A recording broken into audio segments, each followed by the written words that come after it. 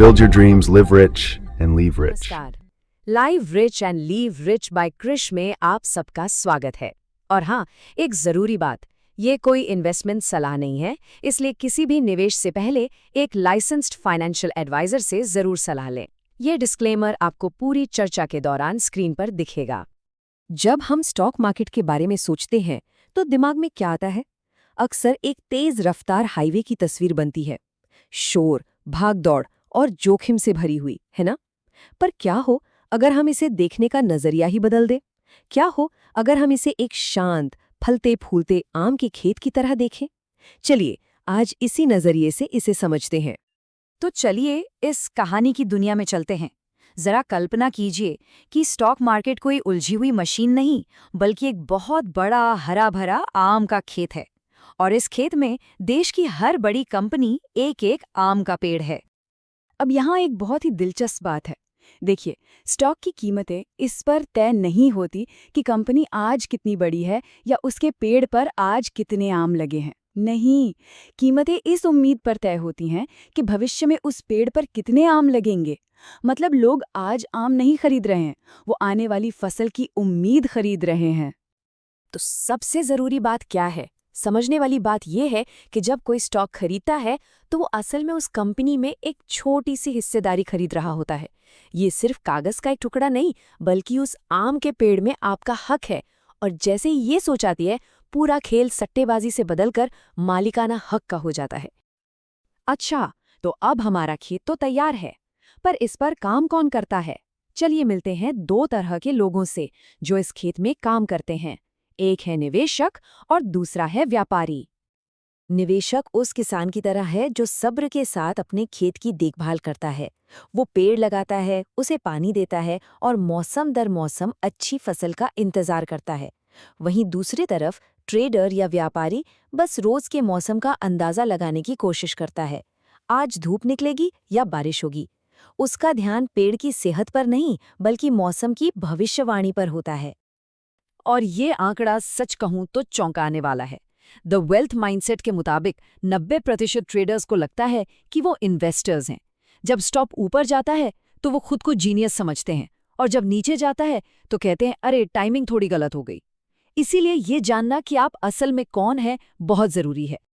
ये बात इस पूरी कहानी का सार है।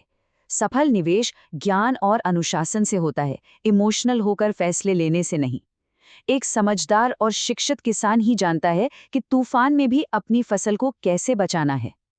तो ठीक है, अब ये तो तय हो गया कि हमें एक समझदार किसान बनना है, ट्रेडर नहीं। पर इस सफर की शुरुआत कैसे करें? बाजार में हिस्सा लेने के लिए हमें एक गाड़ी, एक वाहन चुनना होगा। चलिए देखते हैं कि कौन कौन से वाहन उपलब्ध हैं। डायरेक्ट स्टॉक्स में पैसा लगाना मतलब खुद से अलग अलग कंपनियों के शेयर चुनना। ये कुछ खुले समुद्र में तैरने जैसा है। रोमांचक तो बहुत है, पर खतरनाक भी। लहरें कब आपको कहाँ ले जाएं, पता नहीं। वहीं म्यूचुअल फंड एक स्विमिंग पूल की तरह है, जहां गहराई का अंदाजा होता है और आपकी मदद के लिए एक लाइफ गार्ड भी मौजूद रहता है। चलिए इसे एक और मजेदार एनालॉजी से समझते हैं। गाड़ी वाली एनालॉजी। डायरेक्ट स्टॉक एक टू व्हीलर की तरह है, जिसे आपको खुद चलाना पड़ता है। हर मोड़, हर गड्ढे का ध्यान खुद रखना पड़ता है। और म्यूचुअल फंड एक बस की तरह है, जिसे एक प्रोफेशनल ड्राइवर यानी एक फंड मैनेजर चला रहा होता है। आइए इन दोनों गाड़ियों की तुलना करते हैं। देखिए, टू व्हीलर यानी डायरेक्ट स्टॉक्स आपको पूरा कंट्रोल देते हैं। आप जब चाहें जहां चाहें मुड़ सकते हैं। लेकिन ऊबड़ खाबड़ रास्तों पर इसे चलाने के लिए हुनर और अनुभव चाहिए। दूसरी ओर बस यानी म्यूचुअल फंड्स में जोखिम कई सवारियों के बीच बढ़ जाता है। इसी को हम डाइवर्सिफिकेशन कहते हैं। एक ही जगह सब कुछ दांव पर न लगाना। ओके, तो हमने अपनी गाड़ी चुन ली। अब सवाल ये है कि जाना कहाँ है, कौन सा रास्ता लेना है? निवेश की दुनिया में मोटे तौर पर दो रास्ते हैं, वैल्यू इन्वेस्टिंग और ग्रोथ इन्वेस्टिंग। वैल्यू इन्वेस्टिंग का मतलब है उन बेहतरीन कंपनियों के स्टॉक खरीदना जो किसी वजह से अपनी असली कीमत से कम पर मिल रहे हैं। ये उस समझदार किसान की तरह है जो एक ऐसे खेत को पहचान लेता है जिसकी मिट्टी तो बहुत उपजाऊ है, पर बाकी लोग उसे अनदेखा कर रहे हैं। और दूसरा रास्ता है ग्रोथ इन्वेस्टिंग का। इसमें उन कंपनियों पर ध्यान दिया जाता है जिनमें भविष्य में बहुत तेजी से बढ़ने की क्षमता हो। ये एक ऐसे युवा खेत की तरह है जो नई नई तकनीक अपनाकर अपनी फसल को दूसरों से कहीं ज्यादा तेजी से बढ़ा रहा है, भले ही आज वो थोड़ा महंगा लगे। वैल्यू इन्वेस्टर्स कुछ खास चीजें देखते हैं। वो ऐसी कंपनियां ढूंढते हैं जिनकी कमाई लगातार बढ़ रही हो, जिन पर कर्ज कम हो और जिनका पीई रेशो कम हो। पीई रेशो का सीधा मतलब है कि आप कंपनी की कमाई का हर 1 रुपया पाने के लिए कितनी कीमत चुका रहे हैं। ये सारे संकेत बताते हैं कि कंपनी का पेड़ कितना मजबूत है। अब चाहे आप कोई भी गाड़ी चुनें या कोई भी रास्ता लें, सफर के कुछ नियम होते हैं, है ना? तो चलिए इन जरूरी नियमों को समझते हैं। डाइवर्सिफिकेशन यानी जोखिम को बांटना, और टैक्स को समझना। ये जानना बहुत जरूरी है कि आपके मुनाफे पर टैक्स कैसे लगता है। अगर आप कोई निवेश 1 साल के अंदर अंदर बेच देते हैं तो उस मुनाफे को शॉर्ट टर्म कैपिटल गेन कहते हैं और उस पर टैक्स ज्यादा लगता है। लेकिन अगर आप उसे 1 साल के बाद बेचते हैं तो वो लॉन्ग टर्म कैपिटल गेन कहलाता है और उस पर टैक्स की दर कम होती है। ये बात डाइवर्सिफिकेशन के महत्व को बहुत खूबसूरती से समझाती है। अपना सारा पैसा एक ही स्टॉक या एक ही जगह मत लगाइए। अलग अलग गाड़ियों का इस्तेमाल करने से अगर एक खराब भी हो जाए तो भी आपका सफर नहीं रुकता। बस यही है अपने सफर को सुरक्षित बनाने का सबसे अच्छा तरीका। तो इन सब बातों का, इस खेत, किसान और गाड़ी की कहानियों का, इस पूरे सफर का आखिर मकसद क्या है? मंजिल क्या है? मंजिल है लंबे समय के लिए एक स्थायी संपत्ति बनाना। और इस मंजिल तक पहुंचने का सबसे शक्तिशाली जरिया है कंपाउंडिंग।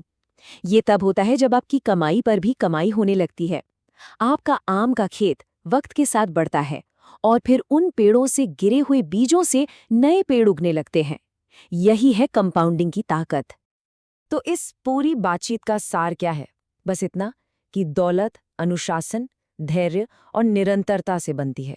ये कोई तेज रफ्तार हाईवे नहीं, बल्कि एक खेत है जिसे प्यार, देखभाल और सबसे ज्यादा समय की जरूरत होती है।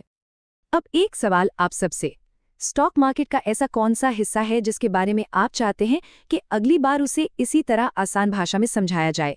अपने जवाब नीचे कमेंट्स में जरूर बताइएगा। आज के लिए इतना ही। देखने के लिए बहुत बहुत शुक्रिया। सब्सक्राइब, लाइक, कमेंट और शेयर करना मत भूलिएगा। यही है live rich and leave rich by Krrish.